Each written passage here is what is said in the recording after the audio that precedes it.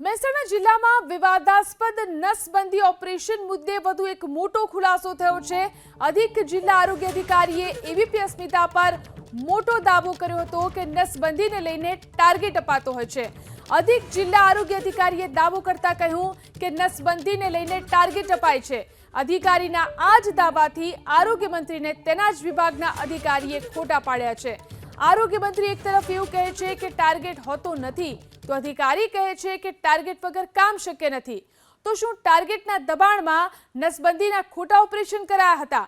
જો અધિકારીનો દાવો સાચો છે તો ગુજરાતમાં કેટલા ખોટા ઓપરેશન થયા? સૌથી મોટો સવાલ એ છે કે સાચું કોણ, આરોગ્ય મંત્રી ઋષિકેશ પટેલ કે પછી અધિક જિલ્લા આરોગ્ય અધિકારી? ટાર્ગેટ અમે આપવાનો હોત તો અમે સિવિલ સાબરકાંઠામાં એમને 375 કેસ કર્યા, એવું અમે મહેસાણામાં નથી કર્યું। સાબરકાંઠામાં તો 375 કેસ કર્યા છે।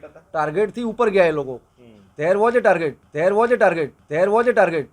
એટલે ત્યાં ટાર્ગેટ હતા। Yes, all over Gujarat there is a some targets, all over Gujarat there is a some target so that people can work, લોકો કામ કરે, કર્મચારીઓ લક્ષણક ના હોય સામે તો એ લોકો અમે કંઈક 5 કરવાના તો મહેસાણાના આપણા 63 પીએચસી છે એમાંથી કોઈ ના કરે।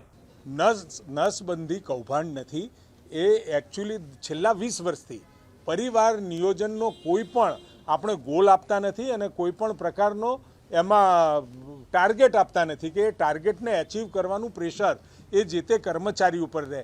આ બિલકુલ એ વોલેન્ટિયર છે અને એ વોલેન્ટિયર હોવાથી અને પેશન્ટને 2000 રૂપિયા મળે છે ને જે આશાબેન હોય, એફએચડબલ્યુ હોય, એમપીએચડબલ્યુ હોય એને 200 કે 300 રૂપિયા મળતા હોય, એટલે આમાં કોઈ પણ પ્રકારનું, પરંતુ જે બનાવ બન્યો છે અને જે આક્ષેપ છે કે આ અપરિણિત યુવાનનું આપણે ઓપરેશન થઈ ગયું તો એની તપાસ ચાલુ છે।